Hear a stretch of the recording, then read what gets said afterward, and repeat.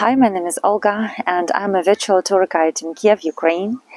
It's even strange to pronounce such words, a tour guide in Ukraine, because this is the city and the country where the drones and missiles fall 3 times a day. Let me know in the comments what you think about my choice of the profession. But you can visit Ukraine with me virtually.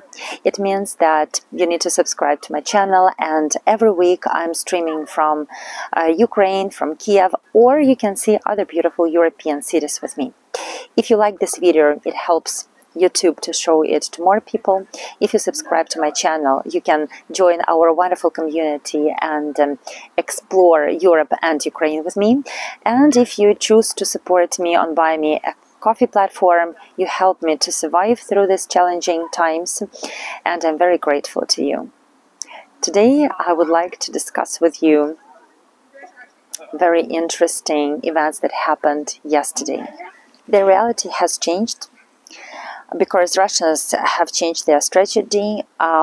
We had 3 massive attacks on Kiev during 24 hours, and there was the Moscow drone attack. New reality for Russia. Today I woke up in the morning and I was ready to read about the latest severe air raid attack on Kiev that happened on the 30th of May. Because that was the 3rd attack during the one day. And the night before, Russians launched more than 50 Iranian drones. They were targeting civilian houses, and the majority of those drones, they were intercepted by the Ukrainian anti-air raid defense. During the day, we had another massive attack in Kiev, and that time 11 missiles were intercepted by the forcers. People were hiding in the metro, children were running away in the terror, hearing the sounds of explosions. And I will never forget the feeling of fear when you hear explosions close to you and you understand that it's not a movie. So that wasn't enough for the liberators, and Russians decided to launch the 3rd attack at night. And that was the 31 drones they were sent at night. And the falling debris from all those drones, they caused the fire on the upper floors of the buildings. 1 person died, many were injured. Blood on the walls, blood on the streets. The kids are asking each other in the morning, how did you survive this night? Nobody was sleeping in Kiev again, but we got used to it. That was already the 19th attack in May alone. But I was surprised that in the morning everybody was discussing the air raid attack in Moscow. They just had 10 drones, and they experienced some minor damage to several buildings. And the attack of drones surprised Muscovites. Really, I don't know why they were puzzled, because more than a year of full-scale invasion of Ukraine, and now we are not the nation of farmers anymore. We became a nation of warriors. And you don't have to be very smart to predict that when the dozens of drones are targeting Kiev every day, there will be one night or one day when some drones will start attacking Moscow. It's called in Newton's law. For any action, there is the equal or opposite reaction. But the citizens of Russia, they thought that the war would never touch them. They were not used to living in the war zone, and they started uploading the videos and the pictures in the nets, which is strictly prohibited. What was the reaction from the Russian authorities? For example, Yevgeny Prigozhin, he is the chief of Wagner Group. He was using like bad words. He was saying that it's a stinking scum in charge of the Kremlin. And Moscow journalists suggested that the city now needed the urgent reinforcement of its defenses. He noticed that it's a new reality for Moscow, and it should be understood and accepted by people. Another Russian military expert said that this drone attack was very positive because it will help to mobilize Russian society against the enemy. The reaction of ordinary people ranged from fear to panic to hatred. And one person wrote, "Why are Russians leaving Moscow? It's so horrible what is happening on the outskirts of the capital." And another person used some kind of conciliatory tone. He was suggesting that Russia should enter into negotiations to avoid the drone attacks in future. What about Putin? Putin said, "We do not use the same means as Ukrainians bigwigs. We do not target civilian facilities."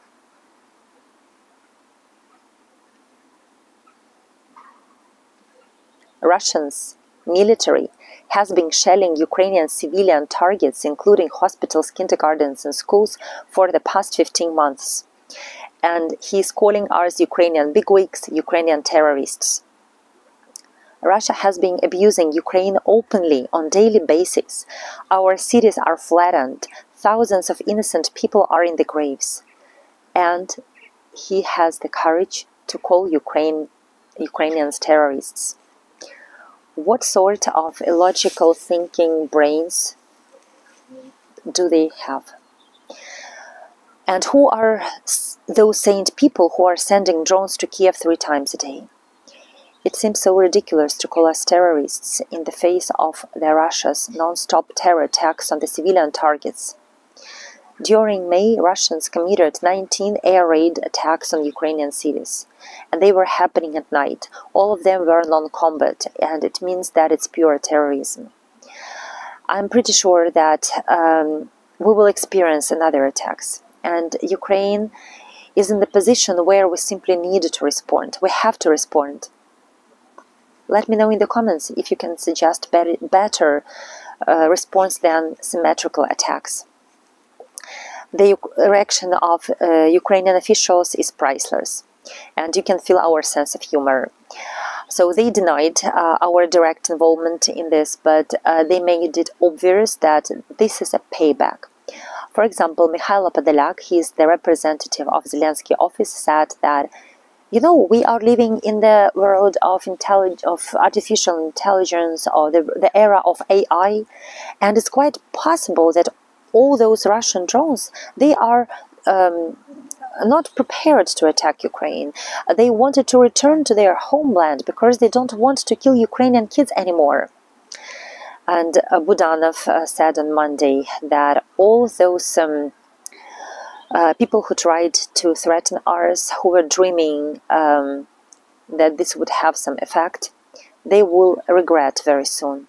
And our response will be not long, and it is coming. Everyone will see it very soon. During this year, I was preparing a lot of tours, and I was crying a lot, and I was asking one question: why? I'm pretty sure that we will take our lands back, and we will see more payback events. But when it's happening, they are saying, "How dare Ukraine do to us what we have been doing to them for over 15 months?" And now war is coming to Russian soil. Probably otherwise they will never stop. Ukraine has received weapons, but we have limits, we have restrictions on what is considered the acceptable targets of these weapons.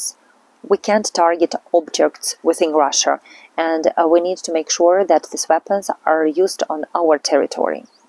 But this approach is not efficient, because Putin has a free pass to continue his mischievous attacks and escalations without worrying about any kind of consequences. It is a real situation, because he has a guarantee that any destruction will be confined to the Ukrainian land. Look at winter. We had a wave of Russian attacks, and we had our civilian infrastructure ruined. They are wreaking havoc, and now it's getting worse because they're making attacks on the civilian population 3 times a day on the capital. And it will continue until Ukraine regains the right to fight back, to retaliate. Imagine that Ukraine had the appropriate weapons and the permission from our allies to hit back the Russians' military infrastructure.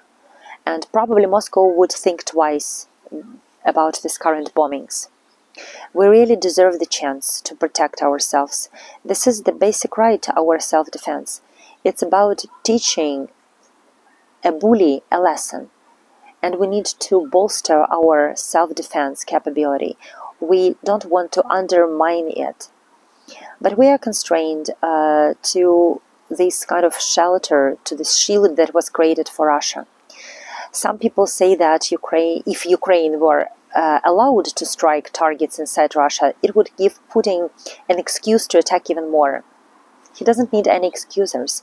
He's attacking us day and night, and he is taking the full advantage of this opportunity that Ukraine is not targeting the territories inside Russian lands.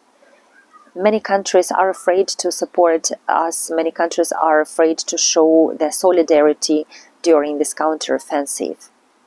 Many countries are afraid to show support for the Ukrainian victory because too much success could be dangerous. What happens next? This might become a war of attrition when everyone will be too exhausted to help us further. And the support might become weaker, and the war will be longer, it will be dragging out. And remember that Ukraine has a limited number of soldiers. We have a lot of destructions, and these destructions, they don't stop. Ukraine, Europe, US, Canada, all our allies are carrying this burden of a long-lasting war. And the worst thing, that it could become never-ending war.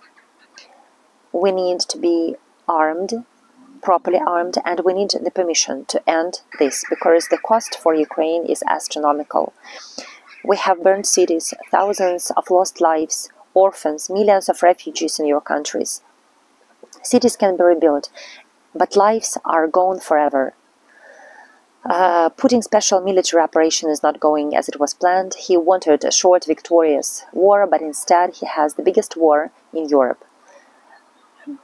And I believe in our armed forces of Ukraine, and I hope that Russian military might refuse to fulfill orders, because they will see that it's all wrong and the situation changes not in their favor, and nobody believes in their victory anymore. And at the end of my talk, I would like to add a little bit of humor, because Russian Interior Ministry puts Valery Zaluzhny, a commander-in-chief of Ukrainian armed forces, into the wanted list. It's ridiculous, because I thought that Kremlin said he was mortally wounded and he may have succumbed to his wounds. And here they finally admitted he is not dead. And the lies from Russia are growing and growing. There are a lot of contradictions.